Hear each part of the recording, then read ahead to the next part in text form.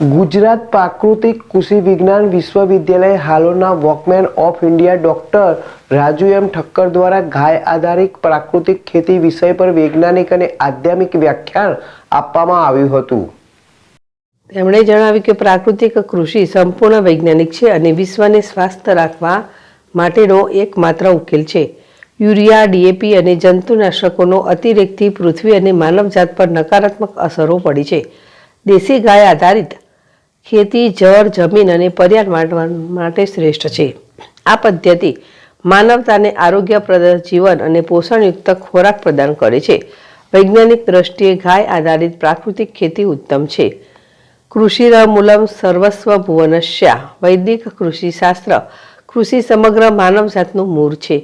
જીવામૃત microbiology દ્વારા જમીનની nitrogen ક્ષમતા વધારે છે. ઘન જીવામૃત જમીનમાં ફળદ્રુપતા લાવે અને કાર્બનિક તત્વો સમૃદ્ધ કરે. બીજામૃત બીજોની તંદુરસ્તી અને રોગ પ્રતિકારક શક્તિ વધે. માતા ભૂમિ પુત્રો હમ પૃથિવ્યા. ઋગ્વેદ. પૃથ્વી માતા છે અને આપણે તેના સાચા દત્તક પુત્ર બનીએ.